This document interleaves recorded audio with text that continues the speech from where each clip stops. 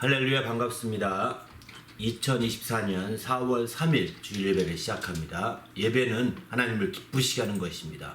내 영혼아 하나님을 기쁘시게 하자, 이렇게 3번 고백함으로 예배 선언하고 예배 시작하도록 하겠습니다. 시작. 내 영혼아 하나님을 기쁘시게 하자. 내 영혼아 하나님을 기쁘시게 하자. 내 영혼아 하나님을 기쁘시게 하자. 아멘.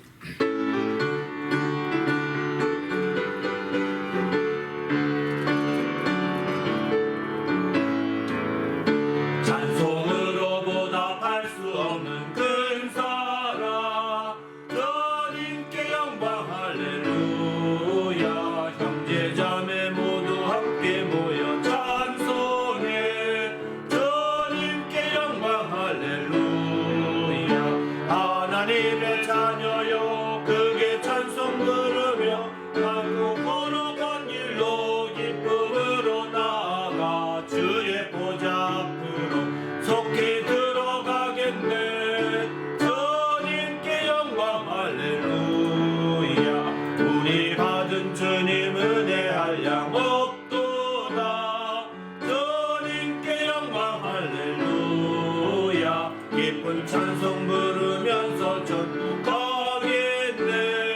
주님께 영광 할렐루야. 하나님의 자녀여 크게 찬송 부르며 밝고 거룩한 길로 기쁨으로 나아가 주의 보좌 앞으로 속히 들어가겠네. 주님께 영광 할렐루야. 잠시 후에 우리 모두 주를 보겠네. 주님께 영광 할렐루야. 영광스러운 보좌 위에 거룩하신 주 주님께 영광 할렐루야. 하나님의 자녀여 크게 찬송 부르며 밝고 거룩한 길로 기쁨으로 나아가 주의 보좌 앞으로 속히 들어가겠네. 주님께 영광 할렐루야. 만국 백성 천국에서 소리 높여서 주님께 영광 할렐루야. 영원토록 주의 공로 찬양하겠네. 주님께 영광 할렐루야. 하나님의 자녀여 크게 찬송 부르며 밝고 거룩한 길로 기쁨으로 나아가 주의 보좌 앞으로 속히 들어가겠네. 주님께 영광 할렐루야. 아멘. 오늘 예배를 위하여 합심하여 기도합니다. 하나님 아버지여 감사합니다. 오늘 또 귀한 시간 주시고 하나님의 은혜로 함께 하시고 인도하심을 감사합니다. 하나님의 성령으로 이를 충만하며 은혜와 복이 넘치는 믿음의 모든 시간이 되도록 거룩한 아버지 이끄시고 함께하여 주시옵소서. 진리로 충만하게 도와주시고 우리 하나님 앞에 영광 돌리기에 조금도 부족함이 없도록 시간을 거룩하게 하시며 주의 은혜로 인도하여 주시옵소서. 그래 하나님의 뜻을 이루며 하나님의 영광을 드러내기에 조금도 부족함이 없도록 이끌어 주시옵소서. 우리 주님이 함께 하심을 감사하오며 예수님의 이름으로 기도합니다. 하나님 아버지 감사합니다. 오늘 또 거룩한 주일을 주시고 하나님 앞에 예배하며 영광 돌리게 하심을 감사합니다. 모든 예배 하나님의 성령으로 충만하게 하시고 은혜와 진리가 충만한 모든 시간이 되도록 인도하여 주시옵소서. 그래야 하나님의 정말 성령으로 말미암아 우리 하나님을 기쁘시게 하는 참된 예배가 되게 하실 때 특별히 진리로 말미암아 주님의 자유와 그 생명이 풍성한 모든 시간과 순서들이 되도록 인도하시며 함께하여 주시옵소서. 마침 모든 시간까지 거룩하게 구별하시고 함께 역사하여 주시옵소서. 우리 주님이 함께 하심을 감사하며 예수님의 이름으로 간절히 기원하옵나이다. 아멘. 전능하사 천지를 만드신 하나님 아버지를 내가 믿사오며 그 외아들 우리 주 예수 그리스도를 믿사오니 이는 성령으로 잉태하사 동정녀 마리아에게 나시고 본디오 빌라도에게 고난을 받으사 십자가에 못 박혀 죽으시고 장사한 지 사흘 만에 죽은 자 가운데서 다시 살아나시며 하늘에 오르사 전능하신 하나님 우편에 앉아 계시다가 저리로서 산자와 죽은 자를 심판하러 오시리라.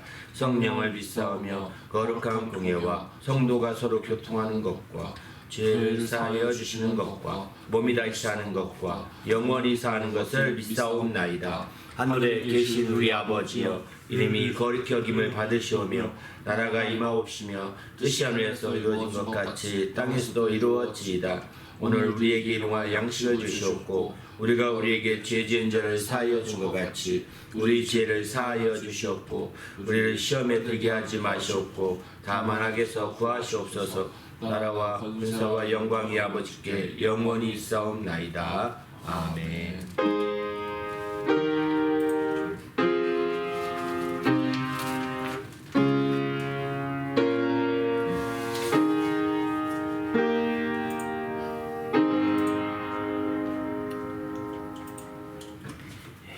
할렐루야, 반갑습니다. 오늘 찬양은 예수 십자가에 흘린 피로써 259장, 구주의 십자가 보혈로 250장, 또 내 주의 보혈은 254장, 이렇게 세 곡의 찬양으로 하나님께 영광을 드립니다.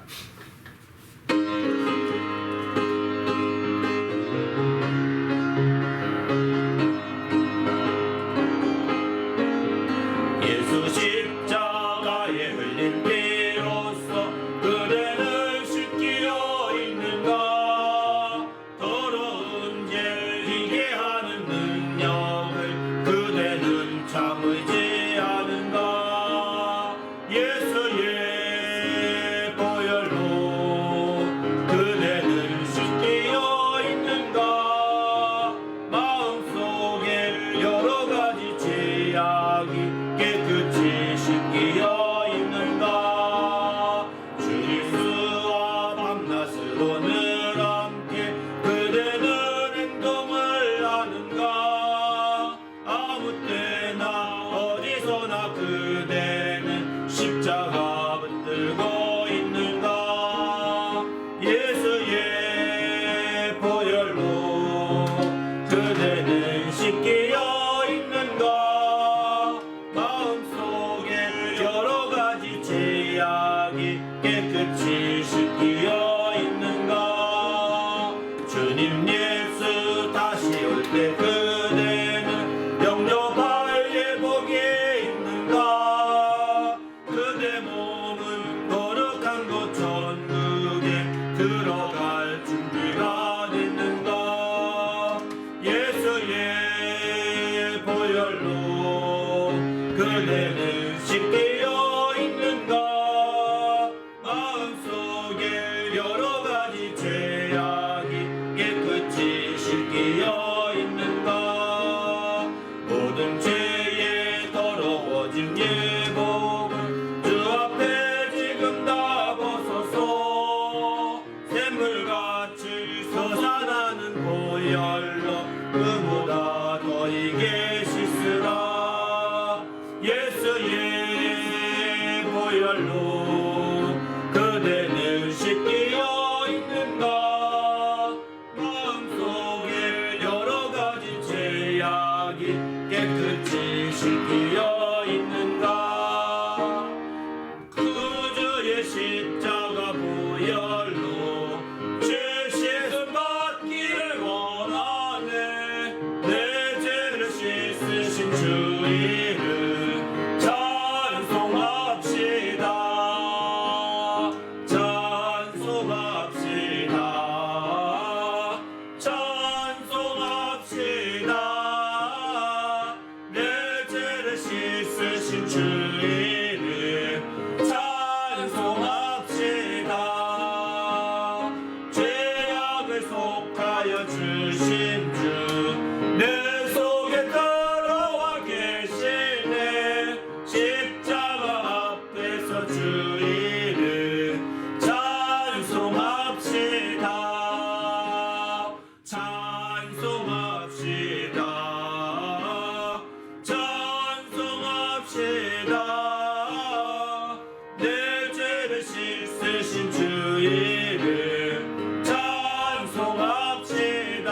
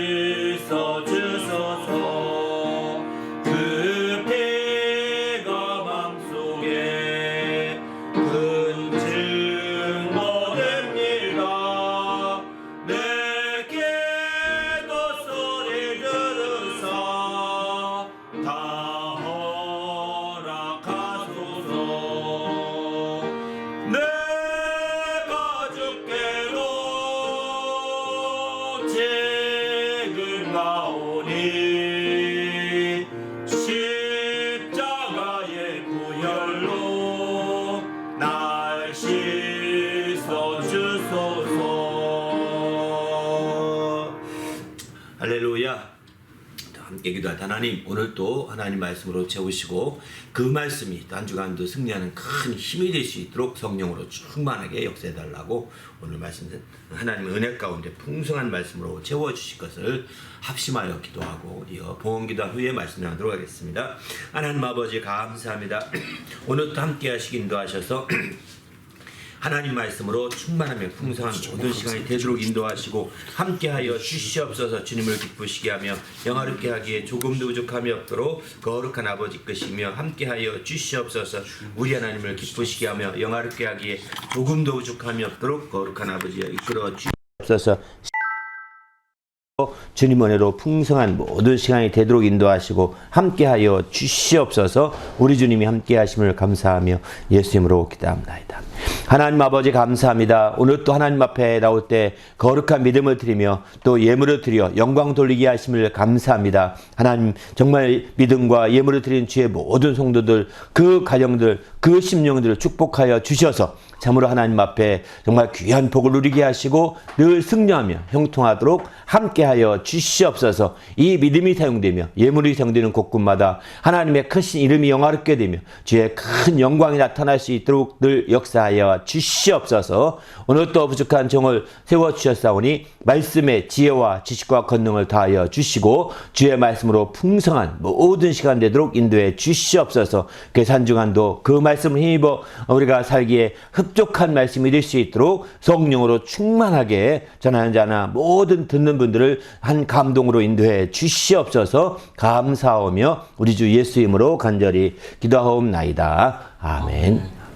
하나님 앞에 또 거룩한 또 믿음과 예물을 드려 영광 드리는 성도들에게 주님의 축복이 함께 하시기를 예수님의 이름으로 축원합니다. 아멘. 네. 하나님 말씀은 누가복음 7장 말씀 보시겠습니다. 누가복음 7장 44절로 50절까지 말씀입니다. 다 같이 읽으십시다. 시작. 그 여자를 돌아보시며 시몬에게 이르시되 이 여자를 보느냐? 내가 내 집에 들어올 때에 너는 내게 발 씻을 물도 주지 아니하였으되 이 여자는 눈물로 내 발을 적시고 그 머리털로 닦았으며 너는 내게 입맞추지 아니하였으되 그는 내가 들어올 때부터 내 발에 입맞추기를 그치지 아니하였으며 너는 내 머리에 감람류도 붓지 아니하였으되 그는 향유를 내 발에 부었느니라. 이러므로 내가 내게 말하노니 그의 많은 죄가 사하여졌도다. 이는 그의 사랑함이 많음이라. 사함을 받은 일이 적은 자는 적게 사랑하느니라. 이에 여자에게 이르시되 내 죄 사함을 받았느니라 하시니 함께 앉아 있는 자들이 속으로 말하되 이는 누구이기에 죄도 사는가 하더라. 예수께서 여자에게 이르시되 네 믿음이 너를 구원하였으니 평안히 가라 하시니라. 아멘. 네. 오늘은 왜 나누어 줄 것인가 마지막 10번째입니다. 사함을 많이 받았기 때문에 나누어 주자, 이런 주제의 말씀으로 나누고자 합니다. 우리 그리스도인들은 하나님의 은혜를 정말 풍성히 누릴 수 있어야 합니다. 지난주 9번째 은혜에 대해서 말씀을 드렸죠. 그 은혜를 풍성히 누려야 된다는 거죠. 우리가 은혜로 말미암아 구원을 받은 자이거든요. 은혜로 말미암아 구원을 받은 자다라고 에베소 2장 4절에 이하에 그렇게 말씀하죠. 4, 5절에 보면 이처럼 우리는 은혜로 말미암아 구원을 받은 자이기 때문에 정말 우리가 그 은혜를 풍성히 누려야 되는 거죠. 하나님이 우리에게 은혜를 주신 것은 성경이 이렇게 말씀합니다. 은혜 주신 목적은 바로 측량할 수 없는 그리스도의 풍성함을 누리고 그것을 이방인에게 알리게 하려고 하신 것이다 라고 이렇게 말씀하시죠. 그만큼 측량할 수 없는 그리스도의 풍성함이 바로 은혜의 풍성함이라고 볼 수 있는 거죠.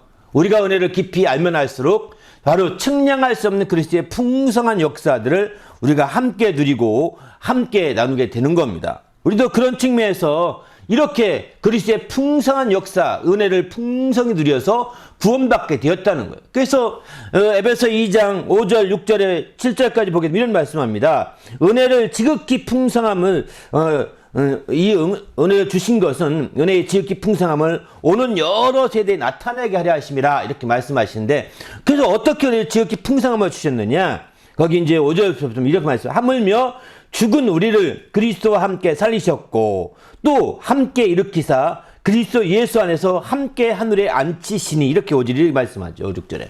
네?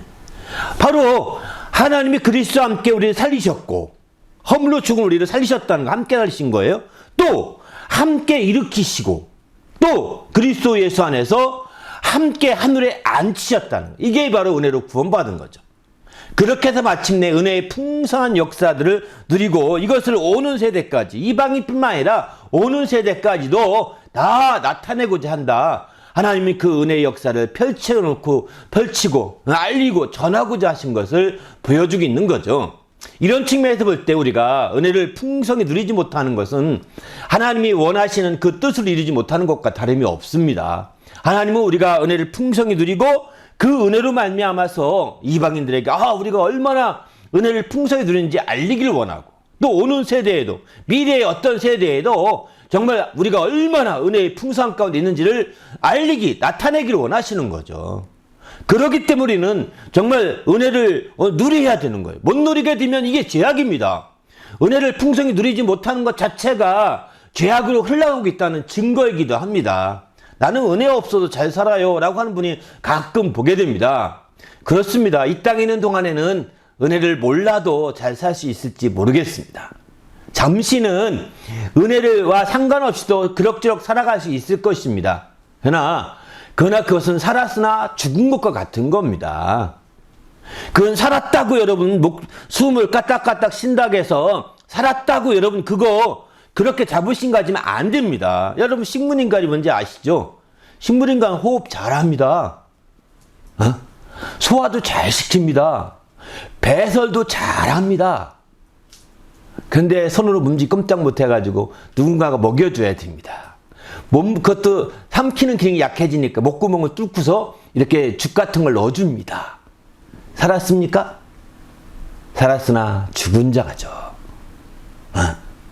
바로 은혜를 모르면 살았으나 죽은 자 같은 겁니다. 우리가 잠시 밥도 떠먹고 우리가 잠시 생활도 잘한다 하더라도 살았으나 죽은 자 같은 것이 은혜를 모르는 자예요.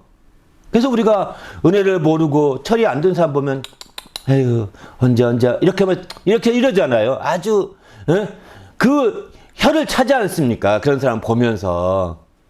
왜 그럴까요? 그 사람은 살았으나 죽은 건 아니겠지만 살아서 살지만 짐승같이 산다고 느끼는 거죠. 아이고 저 사람 언제 되나 이러잖아요. 사람 언제 되나 이럽니다.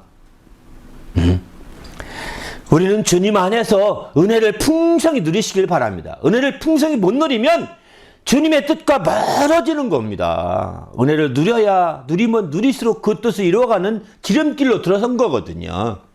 우리가 주의 뜻을 이루기 원하지 않습니까? 우리가 하나님 뜻을 이루기 원하지 않습니까? 그러니만큼 하나님 뜻을 이루기 원하는 만큼 은혜를 많이 누리시는 주님의 성도가 되시기를 예수님의 이름으로 축원합니다. 할렐루야. 그러면 은혜를 깊이 누리기 위해서 가장 필요한 것이 무엇일까? 여러 가지 많겠지만 그 중에 한 가지 가장 필요한 것은 바로 죄사함입니다. 에베소 1장 7절 이런 말씀하죠. 우리는 그리스도 안에서 그 은혜의 풍성함을 따라 그의 피로 말미암아 속죄 그 죄사함을 받았다 이렇게 표현합니다.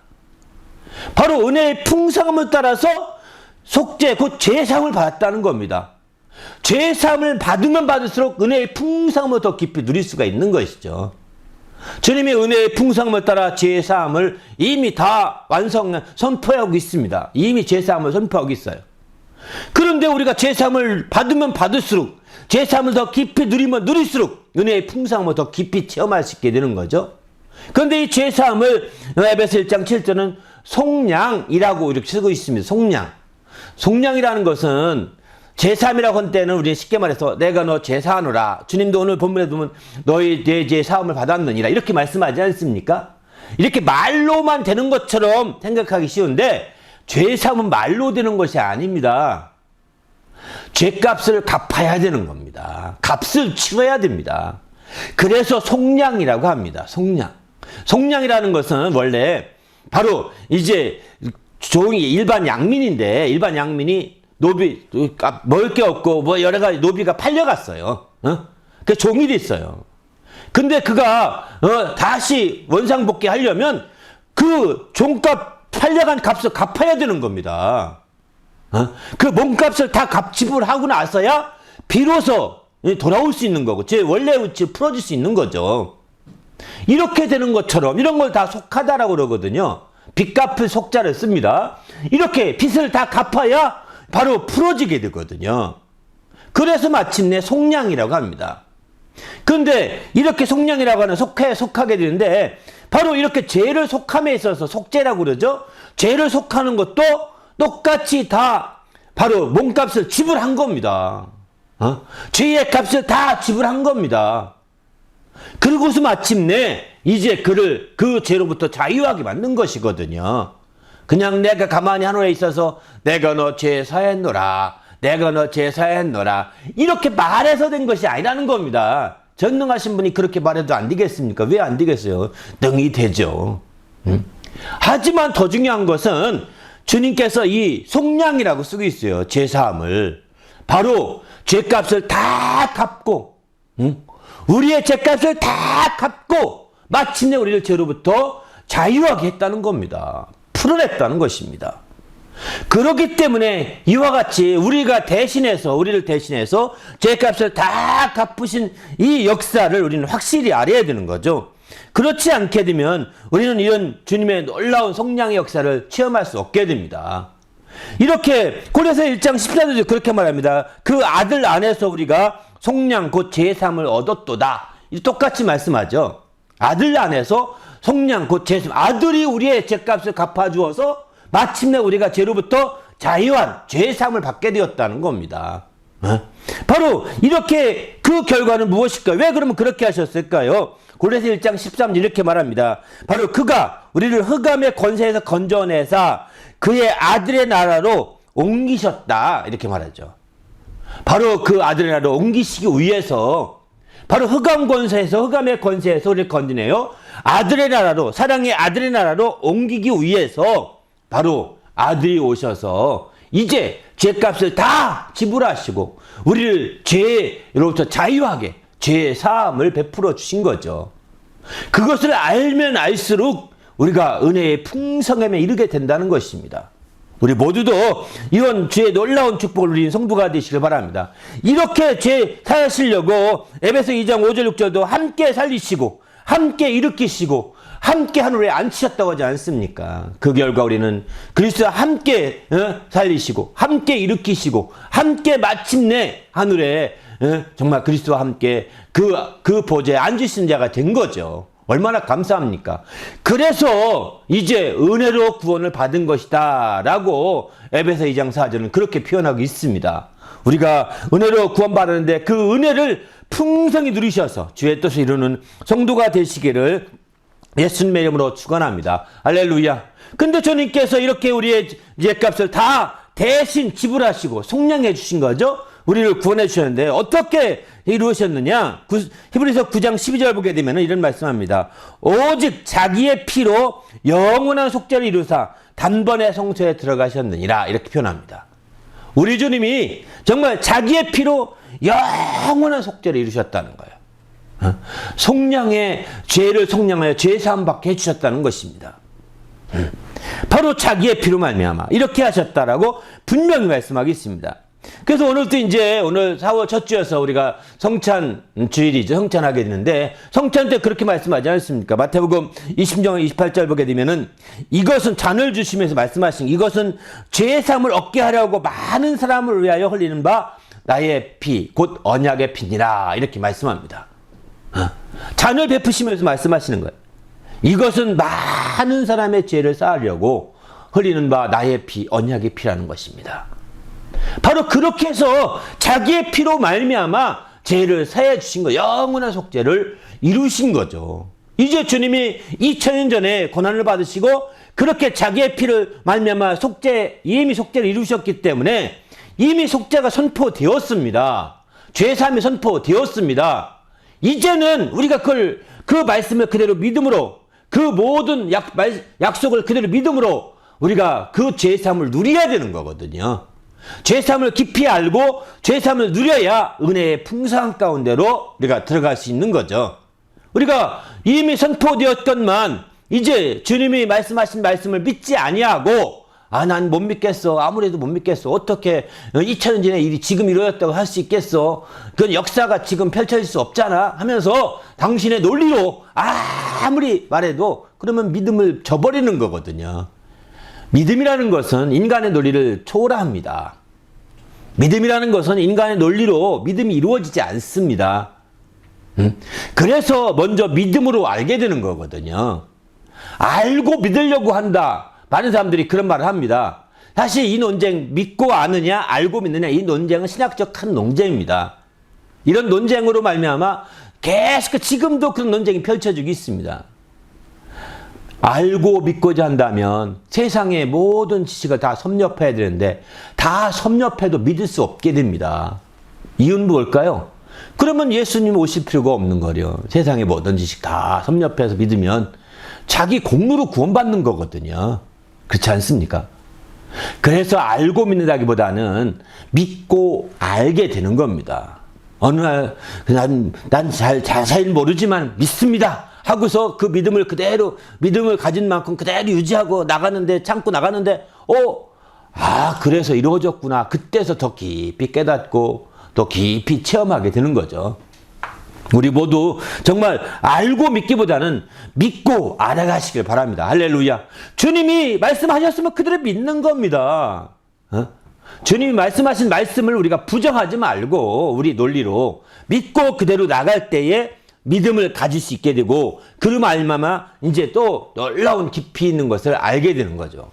그래서 우리도 이제 주님의 은혜 가운데 새롭게 될 수 있습니다.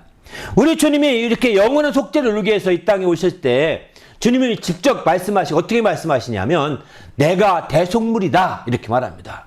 내가 대속물이라는 거예요. 마태복음 20장 28절 보게 되면은 바로 인자가 온 것은 섬김을 받으려 온 것이 아니라 오히려 도리어 섬기려 하고 많은 자의 대속물이 되려 한다고 말씀합니다. 대속물이, 내가 대속물이라는 거예요. 대속물이라는 건 대신 속죄하는 제물이라는 뜻입니다. 대속물. 대신 속죄하는 제물이다. 이렇게 표현하고 있는 거죠. 우리도 이제 주님이 우리의 대속물이심을 아시길 바랍니다. 주님이 직접 언급한 표현입니다. 마태복음도 그렇게 나오고 마가복음도 그렇게 2번 나오고 있습니다. 그런데 나중에 서신서에 가면 뭐라고 나올까요? 사도 바울은 이 주님이 대속물이라는 것을 사도 바울은 화목제물이라고 이렇게 가르쳐주고 있습니다. 로마서 3장 25절 보게 되면은 바로 예수의 그의 피로 말미암아, 그의 피로서 믿음으로 말미암아 화목제물이 세우셨으니 이렇게 표현하죠. 그의 피가 화목제물이 되었다 이렇게 말하고 있습니다. 또 에베소서도 보게 되면은 거기는 향기로운 제물과 희생제물이 되었다라고 이렇게 말하고 있습니다. 향기로운 제물과 희생제물이 되었다는 것입니다. 이렇게 해서 향기로운 제물과 희생제물이 되었다 나오고, 또 반면에 이제 그 요한복음, 사도 요한은 요한일서 2장 2절 보게 되면 화목제물이다 이렇게 표현합니다. 우리 죄를 대신한 화목제물이다 라고 이렇게 말씀하고 있습니다. 그래서 우리 주님께서 이렇게 놀라운 화목제물로 또는 희생제물로 이렇게 표현되어 있는 거죠. 바로 대속물이라는 것은 희생제물이요 화목제물임을 사도들을 통해서 증거되고 있음을 보여줍니다. 그렇기 때문에 우린 주님 안에서 주님이 대속제물이 되어서 자기의 피로 마침내 우리 죄를 다 영원한 속죄 이루신 그 속죄를 믿느냐, 죄사함을 믿느냐, 그 믿으면 믿을수록, 그것을 힘입으면 힘입을수록 우리는 은혜의 풍성함을 이루게 되고 그로 말미암아 하나님의 뜻을 이루는 성도가 될 수 있는 거죠. 향후옥합을 깨서 주님의 장례를 예비했다 이렇게 말씀하고 있습니다. 마태복음 26장 12절 보게 되면 이 여자가 내 몸에 이 향유를 부은 것은 내 장례를 위하여 함이니라 이렇게 말씀하죠. 그러니까 지금 이 본문의 말씀과 마태복음 26장의 말씀과 거의 똑같은 얘기인데 약간 다른 차원에 나오고 있습니다. 그런데 같이 연결된 부분이 있어서 이렇게 같이 이 말씀을 드립니다. 물론 기사 같다 다르다 이런 여러 가지 얘기가 있는데요, 조금 다르긴 합니다. 마태복음은 이제 우리가 마태복음 26장에서는 주님이 예루살렘 입성하신 후에 이와 같이 이제 옥합을 깨는 장면이 나오거든요. 반면에 이 누가복음에서는 이제 초반부입니다. 주님의 공생의 초반부, 중반부 정도에서 옥합을 깨는 장면이 나오게 됩니다. 그 말기가 아니라 예루살렘 입성 후가 아니라 기록상을 보게 되면, 그래서 이제 그 마태복음에서는 주님의 마지막 그 일주일 고난주간 기간에 벌어진 일이기 때문에 주님의 장례를 위해서 초점 두고 이렇게 행했음을 중심으로 두고 기록한 반면에 거의 비슷한 사건인데, 이제 여기 누가 오늘 본문에서는 주님의 장례보다는 죄사함에 초점을 두고 이제 기록한 사건입니다. 약간 다르죠. 그러나 이게 두 개 다가 연결된다고 생각해서 오늘 같이 좀 말씀을 드리는 겁니다. 그건 다른 것이 아니라 주님이 바로 장례를 통해서 주님이 십자가의 죽으심을 통해서 죽기까지 하셔서 그의 목숨을 다 내어놓으심으로 우리의 제사함이 이루어졌기 때문입니다. 그냥 말로만 된 것이 아니라 바로 주님이 죄값을 다 지불하시고 우리의 죄를 산 속량해 주셨기 때문인 거죠. 그래서 제사함의 부분과 주님의 장례라는 부분과는 뗄래야 뗄 수 없는 겁니다. 말로 제사함이라고 주님 말씀하지 않으셨거든요.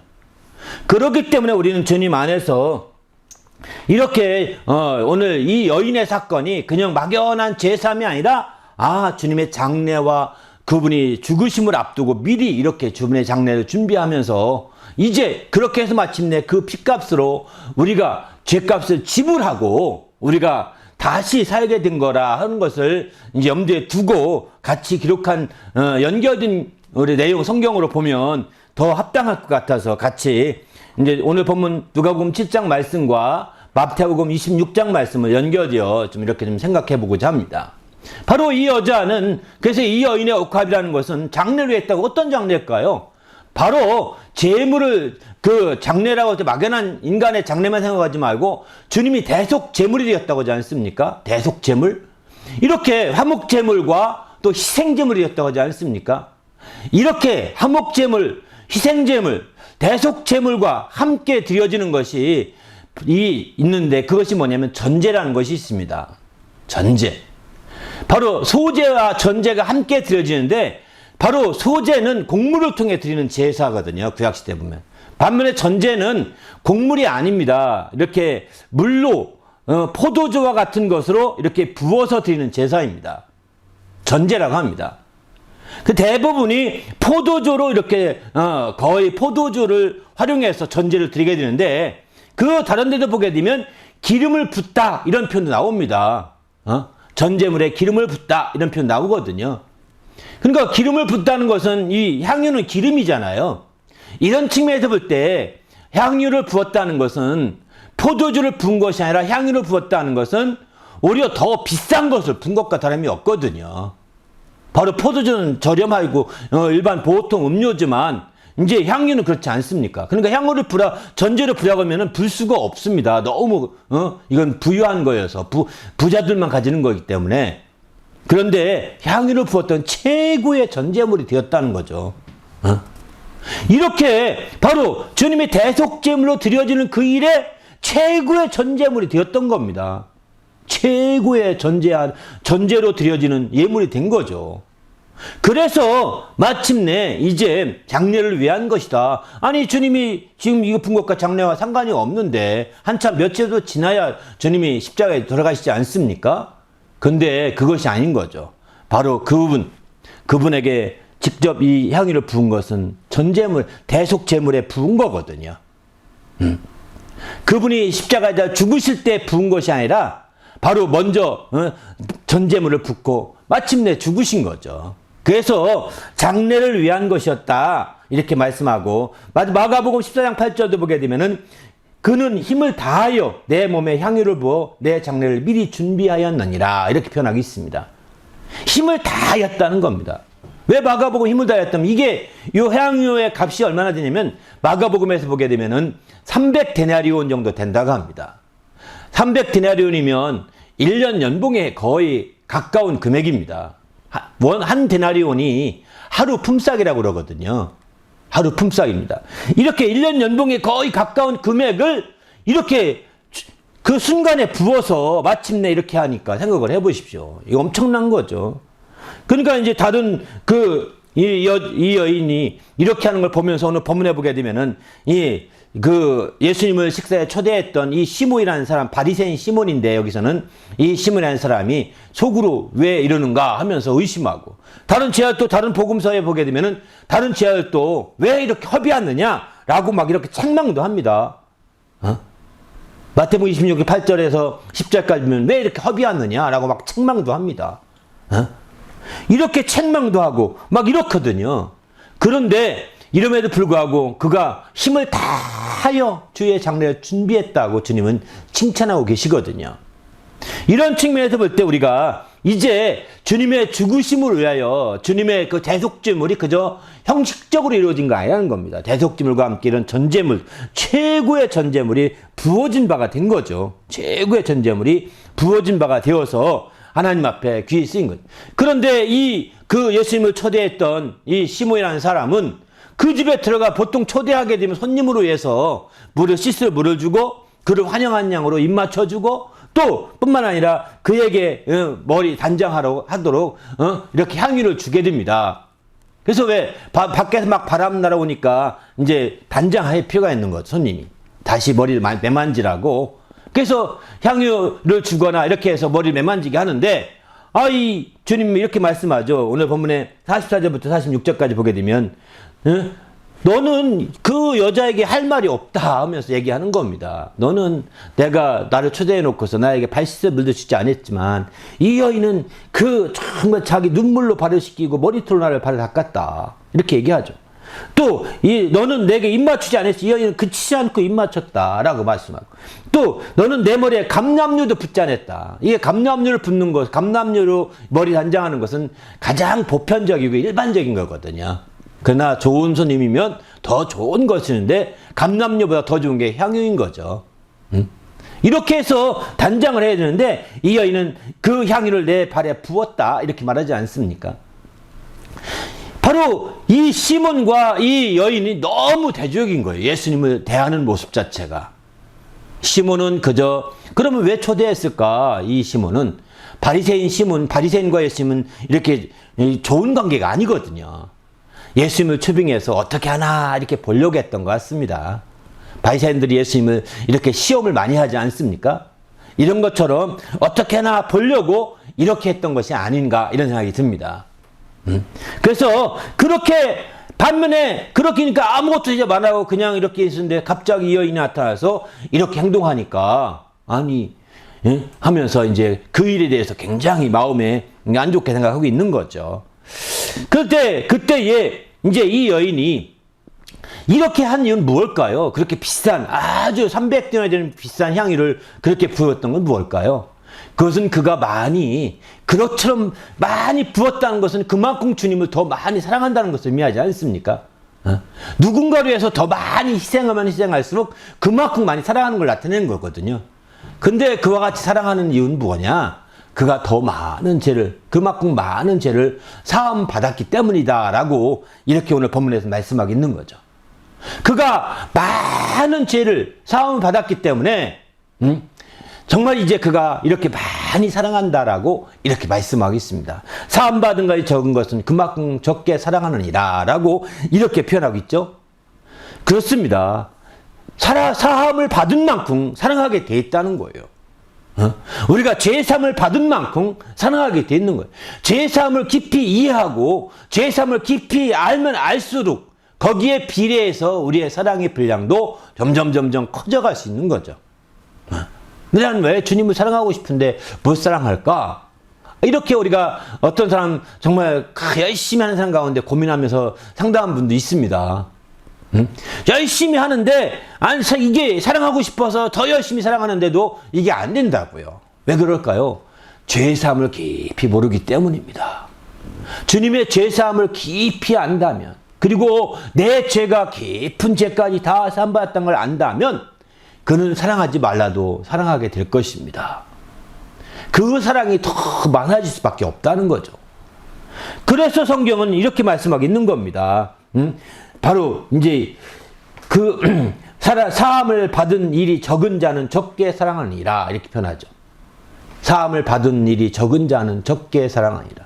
자기가 죄사함 받은 것을 적게 받았다고 한다면 적게 사랑할 것이고 죄사함 받은 일이 많이 알고 많이 체험하고 많이 힘입어 산다면 그는 많이 사랑하게 되어 있습니다. 바로 죄사함과 사랑함은 바로 비례한다 할 수 있는 것, 정비례하는 거죠. 우리도 이제 주님 안에서 정말 죄사함을 깊이 아셔서 마침내 이렇게 사랑할 수 있는 성도가 되시기를 예수님의 이름으로 축원합니다. 할렐루야. 이렇게 정말 죄사함을 깊이 알고 이렇게 깊이 주님의 그 장례를 통하여 죄사함을 깊이 알고 주님의 고난과 죽으심을 통하여 죄사함을 깊이 알고 우리 주님을 온전히 사랑하는 자가 된다면 바로 이제 이것이 그렇게 된다면 그것이 간증거리가 되는 거죠. 그것이 많은 사람들에게 간증거리가 되어서 복음이 증거되는 곳마다 이런 사람도 있었어, 이런 사람도 있었어 하면서 이렇게 간증하면서 그게 또 함께 복음과 함께 전해지게 되는 거죠. 그래서 성경은 이런 말씀도 합니다. 바로 마태복음 26장 13절 보게 되면 내가 진실로 너에게 이르노니 온 천하에 어디든지 이 복음이 전파되는 곳에서는 이 여자가 행한 일도 말하여 그를 기억하리라 하니라.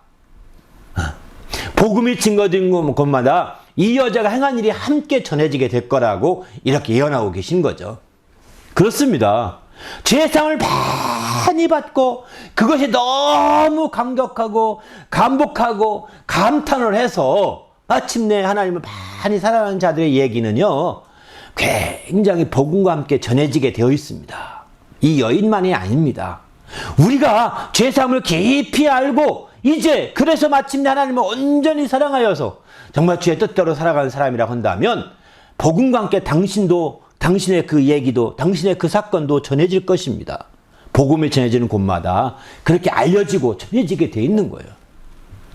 우리도 이제 주님 안에서 이런 놀라운 주의 축복을 누리는 역사가 있기를 예수님의 이름으로 축원합니다. 할렐루야.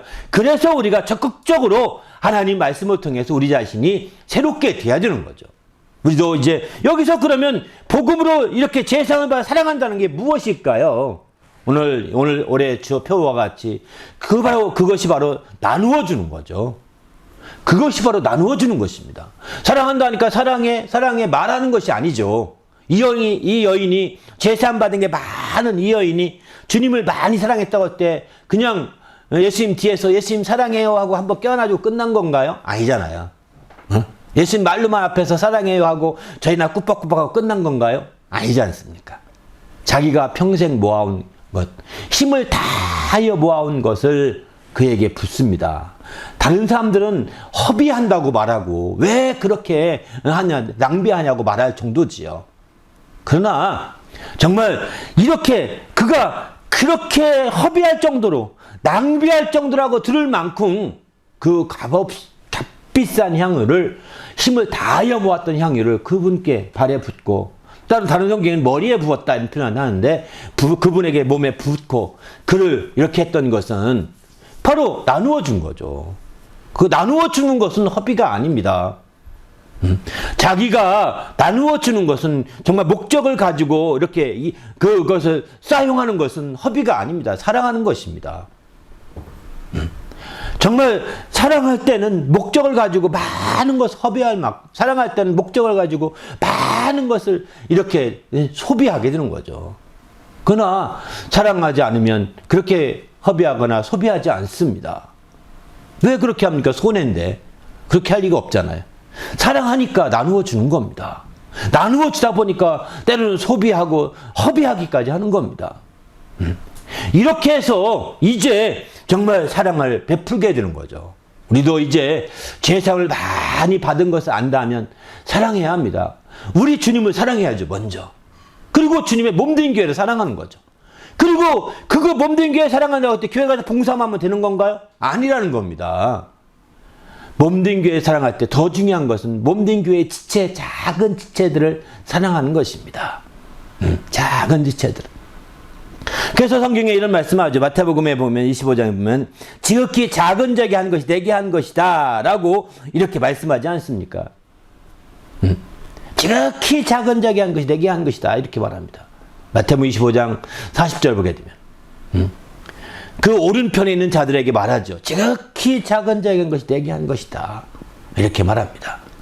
반면에 이제 왼편에 있는 자들은 그렇게 말하죠. 왼편에 있는 자들에게는 지극히 작은 자에게 하지 아니한 것이 내게 하지 아니한 것이다 라고 말합니다. 그렇습니다. 우리가 이제 나누어 준다고 할 때 나누어 주는 것은 이제 우리 주님이 안 보이는데 누구한테 나눠줘요? 누구한테 사랑을 베풀어요? 이렇게 말할지 모르겠지만 아닙니다. 주님이 안 보이시고 주님이 이 땅에 눈에 띄게 안 드러나니까 다행인 거예요. 이제부터는 주님을 찾지 마십시오. 지극히 작은 자를 찾아서 그에게 베풀어 보십시오. 특별히 교회 안에 있는 지극히 작은 자를 찾아서 그에게 베풀어 보십시오. 교회 밖에도 지극히 작은 자들이 많습니다. 그러나 주님의 몸된 교회 안에 지극히 작은 자들을 찾아서 그에게 정말 베푸는 것이, 그에게 한 것이 다 주님께, 몸된 주님께 한 것이라는 겁니다. 우리도 이제 지극히 작은 자를 찾아서 이렇게 행하는 주의 성도가 되셔서, 나누어준 성도가 되셔서 우리 주님 앞에 귀하게 쓰이는 성도가 되시길 바랍니다. 그럴 때에 마침내 우리가 이제 온전히 나눌 수 있는, 그래서 마침내 주님의 그 은혜 가운데 더 풍성함을 누리게 되는 것이죠. 주님의 은혜를 더 풍성히, 그래서 나만 누렸던 은혜의 풍성함이 함께 나눔으로 말미암아 그 은혜의 풍성함이 또 함께 더 풍성하게 되어지게 돼 있는 거죠. 우리도 주님 안에서 먼저 이렇게 사랑함으로 말미암아 이루어지는 주의 놀라운 역사들이 저 안에서 잘 주님 안에서 이루어지시기를 예수님의 이름으로 축원합니다. 할렐루야. 그래서 나를 통해서 하나님의 놀라운 역사들, 복된 역사들이 크게 정말 펼쳐질 수 있기를 예수님의 이름으로 축원합니다. 이 모든 것에 나누어줌의 오늘의 주제의 중심은 죄삼을 얼마나 깊이 아느냐, 내가 죄삼 받은 것이 얼마나 힘입어 사역이 있느냐. 주님이 이미 2000년 전에 죄를 사했노라 라고 선포했건만 그 선포한 그것이 내게 얼마나 믿음이 되어서 그것이 내게 얼마나 힘있고 사느냐, 여기에 따라 달려있는 겁니다. 이제 죄사함 받음을 깊이 깨닫고 더 많이 사랑하여 더 많이 나누어 줄 수 있는 성도가 되시기를 예수님의 이름으로 축원합니다. 함께 기도할 때 하나님, 내가 철저히 죄사함 받은 걸 깊이 깨닫게 도와달라고, 죄사함 받은 걸 깊이 힘입게 도와달라고, 그리하여 은혜의 풍성함을 이루게 하시고 그 은혜의 풍성함으로 말미암아 함께 더 사랑하고 더 나누어 주어서 은혜의 풍성함을 함께 누리는 주님의 모든 성도가 될 수 있도록 축복해달라고 오늘 말씀 생각하며 간절히 기도하겠습니다. 하나님 아버지여, 감사합니다. 우리 주님이 함께 하시기 인도해 주셔서 주님 안에서 새롭게 되게 하시고 하나님의 놀라운 역사를 이룰 수 있도록 인도하시며 함께하여 주시옵소서. 그래서 하나님을 기쁘시게 하며 하나님의 크신 일을 감당할 수 있도록 거룩한 아버지 함께 하시며 이끌어 주시옵소서. 지혜로 충만케 도와 주시옵소서. 권주의 권능으로 함께 하시며 은혜로 함께 하시며 주의 복으로 함께 하시며 인도하여 주시옵소서. 성령 충만하여 우리 하나님을 기쁘시게 하기에 조금도 부족함이 없도록 이끌어 주시옵소서. 감사하고 예수님의 이름으로 간절히 기도합나이다. 아멘. 하나님 아버지 감사합니다. 우리가 참으로 주님 안에서 우리가 주님의 은혜 가운데 제삼 받아서 우리가 온전히 은혜를 풍성하면서 이룰 수 있도록 역사하여 주시옵소서. 우리가 제삼 받은 것이 얼마나 크고 놀라운 것인지를 깊이 깨닫고 체험하게 도와 주시옵소서.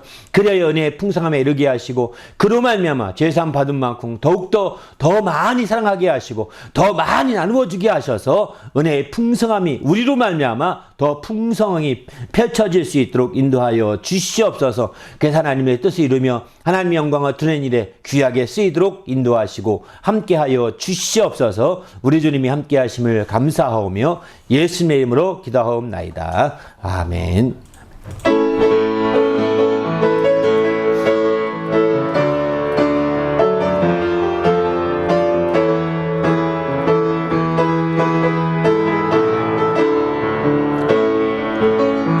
형제 자매여, 참된 행복을 찾거든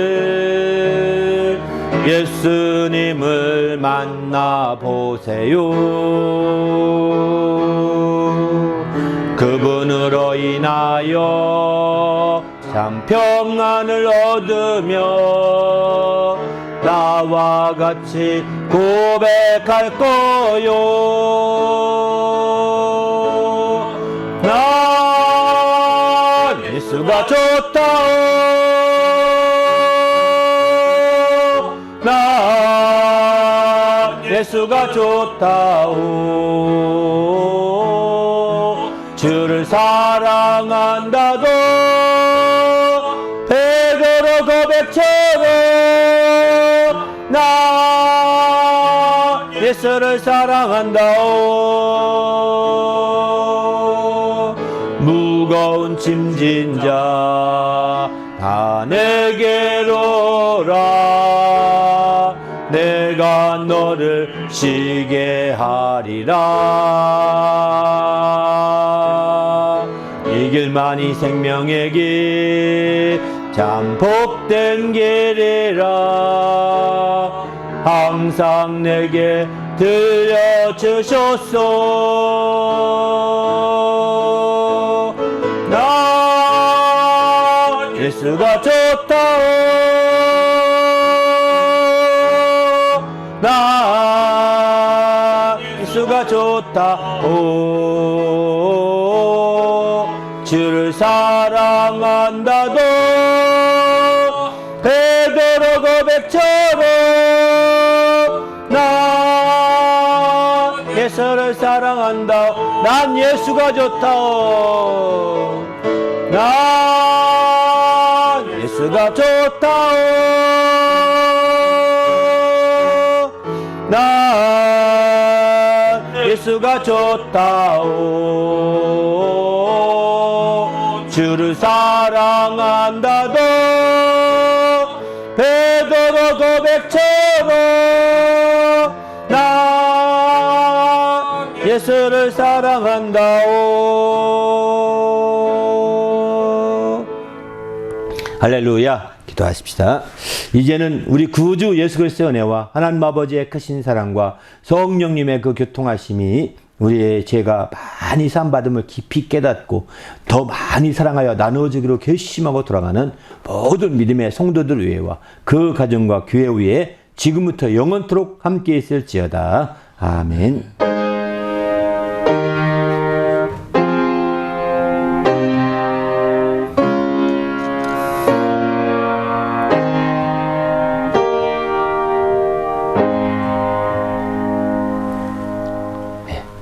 감사합니다.